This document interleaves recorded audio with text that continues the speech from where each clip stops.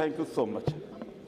Thank you very much, Speaker, sir. I'm moving the amendment bill 2014 in relation to this particular enactment, and I want to change a particular date, which is in subsection 2 of section 10, which says, in respect of unauthorized colonies, village abadi area, including urban villages and their extensions, which existed on 31st March 2002, where construction took place even beyond that date and up to 8th day of February 2007, mentioned in subsection I, be changed to, instead of 8th February 2007, it be changed to June 2014. Sir, Delhi has been a victim, and Delhi has been a victim of bad planning or no planning, malgovernance, and also lack of infrastructure. But Delhi has acted like a magnet to various people who seek employment and come to this city for seeking jobs and employment.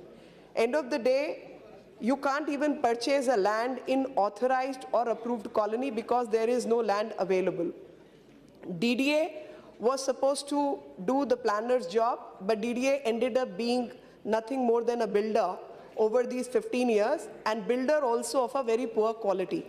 The poor quality because it did nothing more than build about a lakh and a half flats, and it got involved in various scams, housing scams, etc.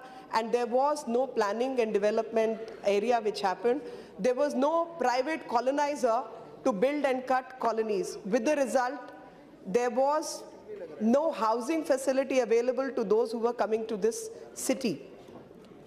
And as I recount, no colonization was also permitted. Then there was a spate of litigation in the Supreme Court. The spate of litigation came in because all kinds of objections were raised under the earlier master plan. The master plan, which was supposed to be a plan in 2007, was formed by the then Union Minister. The plan that was formed at this point was so inadequate, and that the subsequent Union Minister, Mr. Kamal Nath, who's not here right now, himself stated that at least 60% of the policies therein were far from ground realities.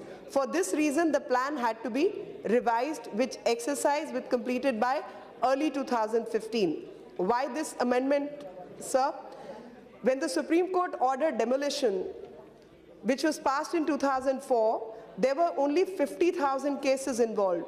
Needless to say, Delhi faces a massive influx of migrant population, and today the number of cases has grown to 2 lakh cases. That's the number that will be affected by the change in policy or demolition drives that will be carried out under the old enactment. It therefore becomes imperative that the mistakes of the past or policy paralysis of the past be not continued. Where policies are formed without due consideration for ground realities, are not repeated, and adequate time is given to ensure that people's rights are protected. In this case, sir, there are 3 main policy evaluations that are going to go on this point in time in Delhi. One, DDA is planning to introduce a very comprehensive policy in areas such as Paharganj, Daryaganj, Karol Bagh in Delhi for turning old and damaged leased properties to freehold. And that's going to be a major achievement of the present government. 2, this might be a little known fact that some members of parliament, but there's something known as chula tax that was applicable in around 5 villages in Delhi. This tax was levied on people who came to Delhi after the partition and has been in existence since then.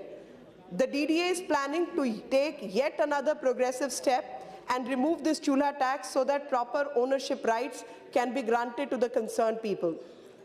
3, DDA also plans to bring in amendments with respect to all amenities covering under Delhi Special Provision Act, such as slums, juggi jhopdi, street vendors, godowns, schools and dispensaries, etc.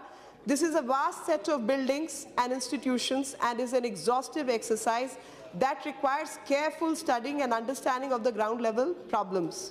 Therefore, an extension is sought through this amendment bill up to December 2017, the present government has taken several steps to ensure that unauthorized constructions are minimized. Development work that has started in 895 unauthorized colonies, including some basic services such as road, drinking water and sewerage systems be altered to meet the requirement. A draft policy is being prepared to regularize colonies in Delhi on the basis of a study of the existing problems in unauthorized colonies, notifying roads for following commercial or mixed land use, introducing simplified building bylaws, which are available. Sir, I will require a little more time because I'm speaking on the policies relatable to Delhi administration. A related suggestion in the context of this bill is digitization and computerization of land records, buildings and property records, not just the maps, not just the authorized plans. This is an existing program called National Land Record Modernization Program, but this has not happened with sufficient progress in case of Delhi land records, hence suggestion that this provision be included within the ambit of Delhi specific law, and this will ultimately help in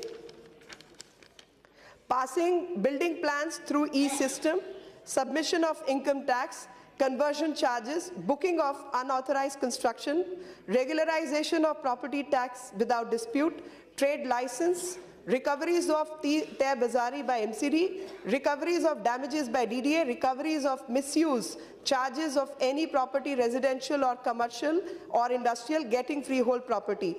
The NCT of Delhi Provisions Act 2011, as it stands, provides relief in cases of unauthorized construction only up to 2007. Punitive action against unauthorized property after the set cutoff date, in addition to the properties that have already been booked for punitive action, will be a hurricane task. With the available infrastructure, manpower and tools, it is therefore proposed, as under that, the cutoff date for inclusion of unauthorized construction be extended further to 2014. The amendment here is that cutoff date in said Act be June 2014, so that Delhi, whatever progress we can make on this, be continued till 2017, and the wrongs of the past. Just one more line. The last time any such proposal for bringing a planned city development was made by Mr. Jagmohan as a minister, where he authorized that anybody with an area of 30 acres could construct a planned city, and nothing more that was proposed even post him was ever done. Land and other construction in Delhi has faced more of mafia than the real construction and planning. With this amendment, I wish that Honorable Minister, thank you very much, sir.